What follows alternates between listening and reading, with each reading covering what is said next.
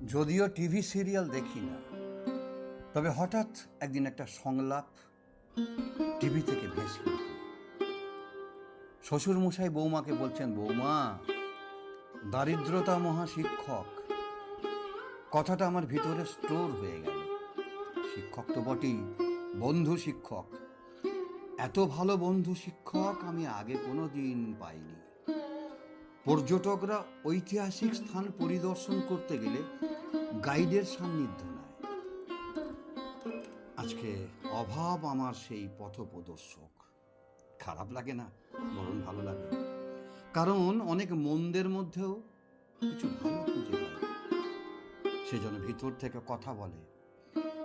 একদিন একটা সিগারেট খাওয়ার জন্য ক পয়সা লাগবে সেটা ভাবতাম না, এখন পকেট ভিতর থেকে কথা বলে ওঠে। কে যেন বলে ওঠে, আমি তো পড়ে আছি মাত্র 50 টাকা, 10 টাকা কেটে নেবে। সিগারেট খাওয়াটা কি খুব জরুরি? থাক না। বেশ থাক, আর খেলাম না। সচ্ছল অবস্থায় খিদের সাথে খুব কম দেখা হতো, এখন প্রতিনিয়তই দেখা হয়। বারে বারে বিরক্ত করে।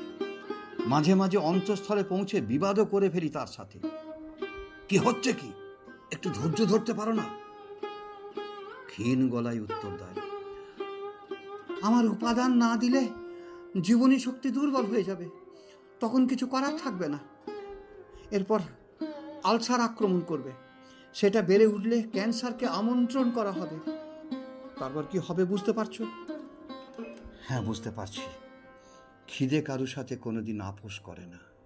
সময় হলেই পেটের ঘড়িটা বেজে ওঠে। হাতের মুঠোর মধ্যে প্রতিকূলতাকে নিয়ে মানুষ আগে দেখতে পায় না, যতক্ষণ না অভাব তাকে ধাক্কা মারে। দারিদ্রতার স্ক্রিনে, অনুভবের ডিসপ্লেতে ফুটে ওঠে আত্মজীবনের শর্ট ফিল্ম। অ্যাস্ট্রেতে ফেলে দেয়া বিড়ি আবার পরে ধরিয়েছেন। হ্যাঁ, তবে ধরাই একজন কৃষক ভাই।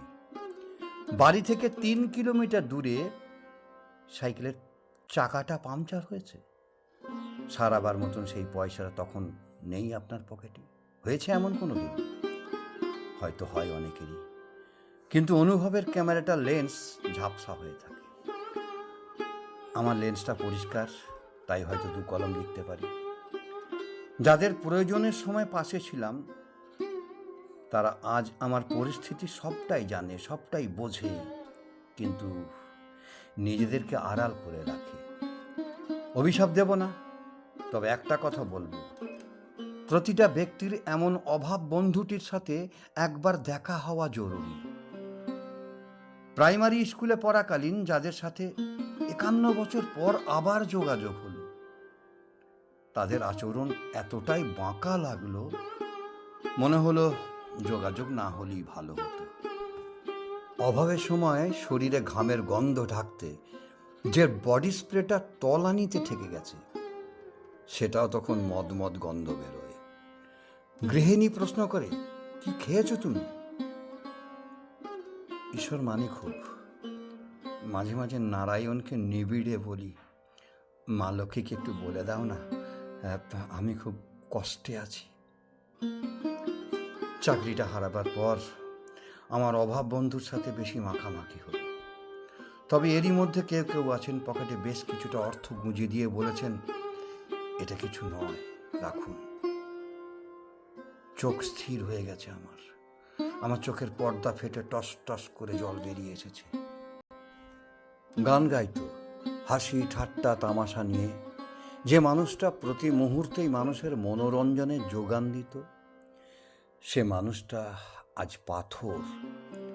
তার ভিতর থেকে আর জীবন মন্ত্রের উৎপাদন হয় না। এরপর হচ্ছে যে ব্যক্তিটা হঠাৎ কর্মচ্যুত হয়ে ঘরে বসে যায়, তার ঘরণীয় ঘরের উৎপাদ ভাবে। এক এক সময় ধিৎকার জন্মায়, মনে হয় কোন অভিশাপের বিষ ফলগুলো কুড়তে হচ্ছে। তবুও হেসে কথা বলা, হেসে পথ চলা, গম্ভীর হয়ে ক্ষুদ্র হিসেব করা, কেউ জিজ্ঞাসা করলে তাকে মিথ্যা ভালো আছি বলা, খিদের টানে গা ঘোলা দেয়, কেউ ছুঁড়ে মারে প্রেমের ঢেলা সকাল সন্ধ্যাবেলা। তবে এটুকু বুঝলাম, সচ্ছলতা চঞ্চলতা বাড়ায়, অভাব উগ্রতা কমায়, স্থিতিশীল করে, সংযম করায়, জীবনকে নিয়ন্ত্রণ করায়।